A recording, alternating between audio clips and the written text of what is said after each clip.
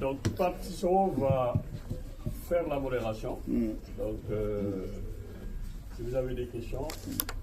Avant ça, j'ai quelque chose à dire avant la modération, si vous me le permettez, bien entendu.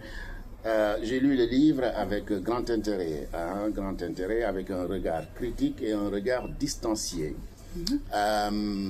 Ce qui m'a d'abord impressionné, et Raymond me le dira, c'est tout simplement ce que vous avez dit tout à l'heure, ce que le livre n'est pas. En tant que philosophe, en tant qu'intellectuel, le livre échappe à son auteur. Que vous le disiez ou pas, nous, on a notre appréciation du livre. Voilà, mais l'intellectuel, effectivement, en le disant, pense que l'auteur, le lecteur est emprisonné. Non. Voilà, et ça m'a beaucoup amusé. En tant qu'intellectuel, ça m'a beaucoup amusé, que vous le dites ou pas, nous allons avoir notre propre appréciation de l'ouvrage. Un ouvrage extrêmement fécond, puisqu'effectivement, il nous rappelle tout ce que nous savons de Aline Sitoé, mais aussi ce que nous ne savons pas. Et c'est ça l'originalité. La rupture, comment dire encore, les clichés que la famille n'a pas reconnus. Et Silla l'a bien dit d'ailleurs, ça m'a beaucoup amusé quand tu parlais de la tradition orale et ces chants que nos ancêtres faisaient, mais qu'on ne comprenait pas. Par exemple, pour la pluie, moi je me rappelle mon père qui était chasseur, quand il allait chasser, il faisait des prières, etc., etc. Nous avions des personnalités et des personnages dans nos contrées qui avaient ce don par la parole, ce qu'on appelle la parole créatrice. Mais ce n'est pas donné à n'importe qui. Aline Sitoé n'était pas n'importe qui. Voilà. Et ça, c'est extrêmement intéressant de savoir que c'est une figure particulière.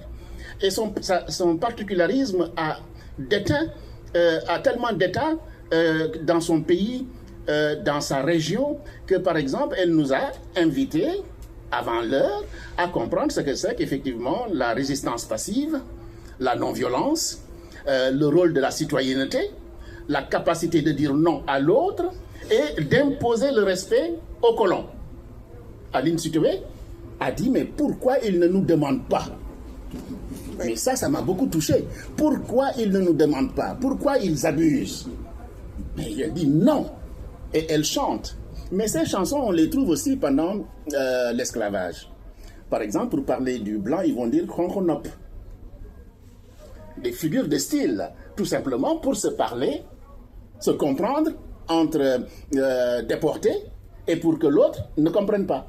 Mais il y avait effectivement la notion de commandant, comme vous avez dit. Dès lors qu'il parle de commandant, on sait que... Mais l'idée, c'était effectivement de tricher un peu, de se communiquer. Donc un livre vraiment fécond, extrêmement fécond. On a eu ici, Silla, tu te rappelles, des conférences sur Aline Sitoé. Il y a un jeune maître assistant qui était venu ici et qui était à Ziguinchor, à l'université Assane Seck. Nous avons reçu aussi Paul Diédhiou, qui nous a parlé d'une autre versant de Aline Sitoé, qui était un débat très contradictoire, parce que Paul Diédhiou est un universitaire robuste, et quand il attaque, mais c'est un intellectuel, et nous on a besoin de ça. Et je voudrais remercier SOS Casamance et l'association Dekal Thiosan de Paulette Correa, et ça ce n'est pas pour failloter. Nous essayons avec SOS Casamance de solliciter les intellectuels de passage à Paris. Ça nous a manqué beaucoup. À l'époque de Senghor, il y avait des débats intellectuels. Maintenant, il y a un vide. Mais SOS, depuis un temps, les samedis, il vous a montré la place. Avec lui, j'ai dit quand les intellectuels viennent à Paris, au lieu d'aller acheter des costumes, qu'ils s'arrêtent un peu et qu'ils nous parlent de leurs ouvrages. Hein? Le débat va être contradictoire, mais discipliné, comme vous allez le voir, toujours. Disciplinés. Et nous avons des intellectuels féconds qui fréquentent SOS Casamance. Merci d'avoir fait le voyage depuis l'Allemagne, où effectivement les gens sont très pragmatiques, mais nous aussi, nous sommes cartésiens. Nous sommes cartésiens, et c'est pourquoi nous allons laisser la parole à l'auditoire pour échanger vraiment dans la civilisation, dans la civilité. Voilà. Si vous avez des questions à poser à madame... Ah, le petit. Ah ben, écoutez, on a un jeune homme audacieux. Il nous vient de Lyon. Ouais, exactement. Alors ça me plaît beaucoup. Ah tiens, ah ben ça me plaît. Ah là vraiment ça me plaît. Et en fait, quand tu dis pourquoi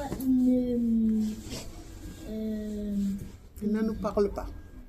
Oui, et ben je comprends pas de quoi il parle. Tu as compris sa question? Oui, D'accord. tout à fait. Très bien. Super. Merci. Oui, tu as tout à fait raison, mon petit.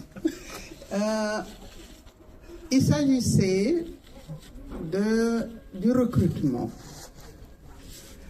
À cette époque-là, il y avait un chef, on appelle ça un chef de canton, qui écrivait les noms des jeunes gens sur une liste quand il s'agissait du recrutement. Il écrit les noms des jeunes gens. Mon père en fait partie. Mon père a été ici comme ancien combattant, etc., etc. C'est d'ailleurs mon second projet. Ah, d'accord. Alors, on ne demandait pas l'avis des gens.